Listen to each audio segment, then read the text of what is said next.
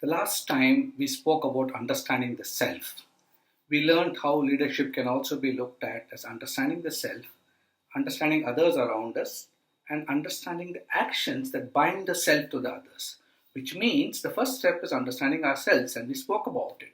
Let's talk a little more about it before we get into understanding others. We need to understand each of us are wired differently. Our growing up experiences, the circumstances in which we have lived and grown, the family pressures on us, the personal beliefs, desires, aspirations, and the work situation and the work demands, which makes us perform or behave in particular ways. The country or cultures that we belong to makes us think in particular ways. I can't take the Indian out of me, the way I think, as much as people from the United States cannot just but be an American in their way they think.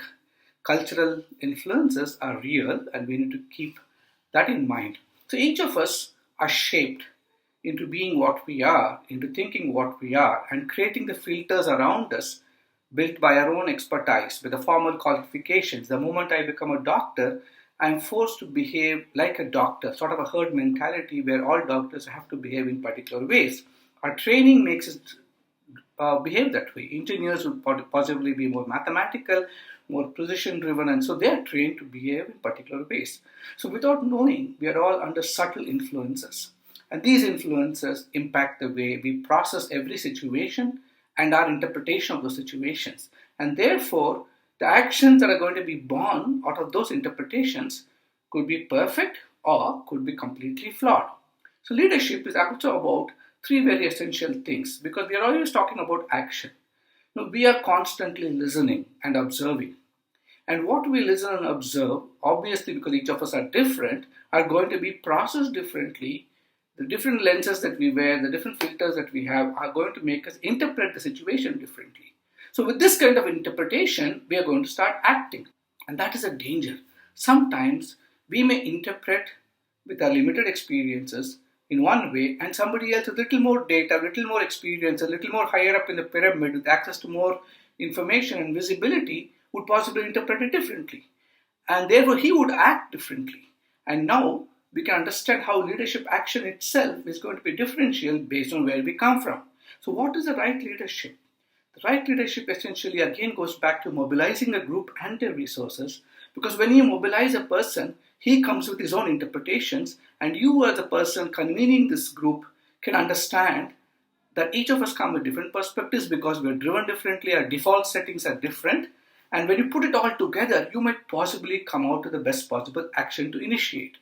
So when you understand yourself, you will also recognize the limitations of your experiences.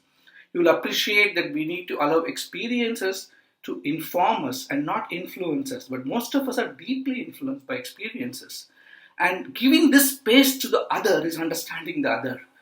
Understanding that as much as you have your limitations, as much as you are influenced by your experiences and expertise, the other man is also the same way influenced by his knowledge, his expertise, his experiences, his upbringing, his social group that he belongs to, his workspace that he's operating from, the level of life that he's leading in every single element, the nationality he comes from. That is why two of us don't really see the same thing the same way, despite having the same experience. And now giving the space to the other and understanding that he is also as much independent and individualistic and possibly conditioned to behave in particular ways, giving him that space, giving him that liberty also enables you to allow him to make mistakes. And also giving him that space is giving the recognition that his ideas might be better than yours. You might be in a higher level of authority or position, he might be reporting to you, but the very fact that you give him the space, you become very open-minded. You start understanding to listen, and you start going deep into your conversations with those people. So working with others means being compassionate with yourself, being compassionate with others, giving them the respect and the space that everybody, including ourselves, deserve, and putting this totality of information that you have, processing it, and then deciding on the action that you need to do. Such interventions possibly are likely to succeed. Today, in times of the coronavirus, each of us are reacting differently. The trader reacts differently, the corporate owner reacts differently, the government reacts differently, the politician reacts differently, a civil society leader reacts differently. Is everybody wrong? Is everybody right? Maybe so. Everybody could be right, everybody could be wrong, everybody could be half right, half wrong, but giving that space to understand each of us could be partially right, maybe constructing our own realities based on our own experiences, but putting them all together to evolve a response that is mature and driven by the reality that is fashioned with the maximum amount of data that we have. That is real leadership. And that's the kind of leadership that we need to exercise today during this crisis.